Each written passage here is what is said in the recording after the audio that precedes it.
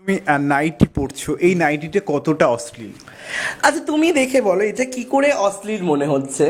এটা সম্পূর্ণ ঢাকা একটা জায়গা, মানে পুরোপুরি এমন না যে আমার কোনো প্রাইভেট পার্ট দেখা যাচ্ছে না, কি কোনো কিছু হচ্ছে। আর প্রথমত হচ্ছে নাইটি যেভাবে, এগুলো তো গ্রিকরাও যে আছে তারাও এই ধরনের এক ধরনের কস্টিউম পরে, আরবিকরা যে কাফতান কুর্তাগুলো পরে তারাও এইভাবে পরে, ইভেন নেপালিস কালচারেও যে যা কুর্তারা পরে তারাও এরকম একভাবে এই ধরনের ড্রেস, বা শেখরা যে হোয়াইট কালারের, এবং ফাদার যে ক্রিশ্চান যে ফাদাররা আছে তারাও যে ড্রেসটা পরে, আমি বলছি না তারা নাইটি পরে, তারা হোয়াইট কালারের একটা ড্রেস পরে যেটা কমপ্লিটলি ঢাকা আবৃত থাকে। এটা আমরা এক একটা জায়গায় এক একটা দেশে এক একটা নাম দিয়েছি। আর গ্রিসে বলো বা উনি তো কোনো বিদেশে যায়নি, আমি তো প্রচুর ফরেন ট্রাভেল করেছি, মানে তোমাদের ভালোবাসে বা আশীর্বাদে যেটুকু হয় আমি খুব ভালোবাসি। সেখানে অনেক জায়গাতে লোকের রাস্তায় ওরা নাইটি না, ওদের কাছে এটাই কস্টিউম, এরকম পুরো আপাদা মস্তক ঢাকা এইভাবেই বেরোচ্ছে। তাহলে তো ওরা সব থেকে বড় অশ্লীল না? আর এটা তো অশ্লীলতার কি আছে, প্রত্যেকটা বাঙালি ঘরের মানুষেরাই তো পড়ছে নাইটি।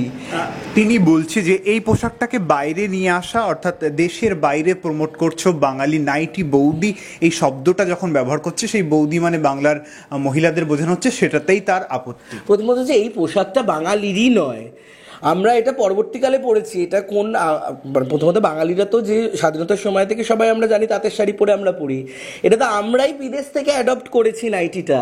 তো আমরা যে জিনিসটা বাইরে থেকে অ্যাডপ্ট করেছি সেইটাই আমি বাইরে পরা বারণ। আজকে ওয়েস্টার্ন যে জিন্স প্যান্ট পরছি এটা তো ফরেনেই আমি থেকে অ্যাডপ্ট করছি, সেটাই আমি কি আবার ফরেনে পরবো, বা এই নাইটিটাই আমি যাদের জিনিস তাদের কাছেই পরবো, তাতে কি আপত্তি হবে? আর নাইটি বৌদি আমার ক্যারেক্টারের নাম, আমি যে ক্যারেক্টারটা আমার ব্লগে প্লে করি। তো সেইখানে যেমন সুনীল গ্রোভার গুত্থি ক্যারেক্টারটা প্লে করে, ডাফলি ক্যারেক্টারটা কপিল শর্মা শোতে প্লে করে, সেটা তো ওনার চরিত্রের নাম। তো সেখানে চরিত্র উনি মেয়ে সাজে সব জায়গায় চুমু টুমু খায়, বড় বড় সেলিব্রিটি রণবীর কাপুর ঠাকুর তারা স্পোর্টিং দিলে, কমেডি এন্টারটেনমেন্টে এগুলোতে একটু হবেই।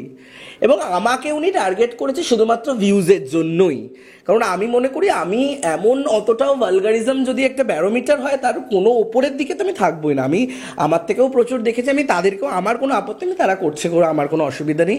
যারা ভালগারিজম বা বোল্ডনেসের ক্ষেত্রে আমার মানে ব্যারোমিটার ভেঙে পড়ে উনি তাদেরকে কিছু বলছে না, গালাগালি তো মানে এখন প্রত্যেকটা ক্রিয়েটারই দেয়।